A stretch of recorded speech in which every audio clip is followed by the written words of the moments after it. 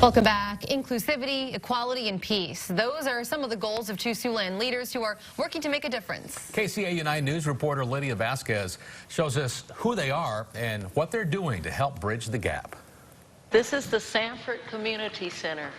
This is where it all started for me. Back in 1972, the Sanford Community Center was where Monique Scarlett began learning about Black history. We were learning here, and that was very key to where I am today and why I felt like I needed to know more in order to do more. Since then, to do more became Scarlett's mission. Scarlett is the third Black person to be elected to the Sioux City School Board. She has served on the Sioux City Human Rights Commission. She's a member of the NAACP and the founder of another committee. It takes one person to make a decision that they want change. Being the founder of Unity in the Community, it took one day that I wanted change, and I became hands-on. And I am a message of love, hope, peace, and prayer.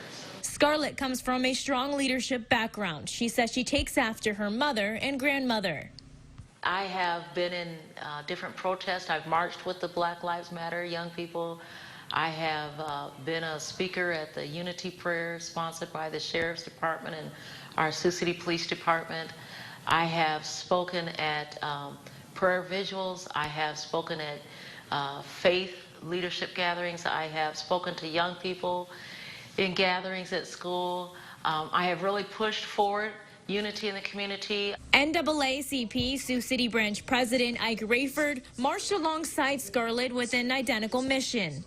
I would love for Siouxland to be the example to the rest of the world and the rest of the country and how to get along and make things work for you. Rayford says the fight for both equality and peace should be an everyday effort.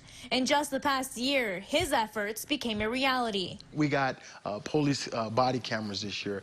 Now, the NAACP, we fought for this for years, but, you know, it took a whole community to come together. Rayford spearheaded Inclusive Sioux City, an advisory committee aimed at providing inclusiveness in city government and in the community.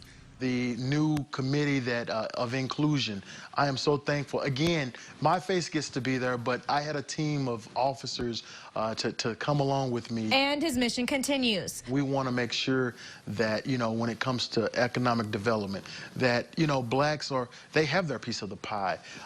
And so for me, you know, pushing some of those elements and those things, it really means something because not only do I love people, but I want to help them. For Scarlett and Rayford, it's been a busy year of standing up and fighting for what they believe in.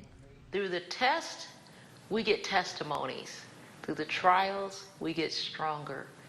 Through the lessons, we become wiser.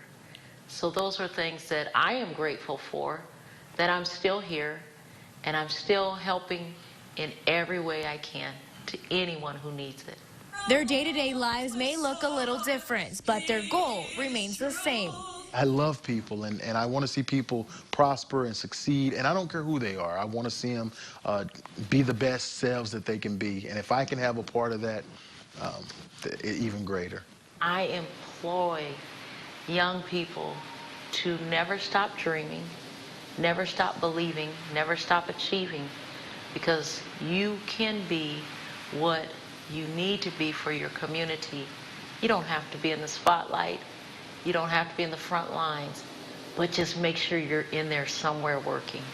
In Sioux City, Lydia Vasquez, KCAU-9 News. From dominating in professional sports to empowering children.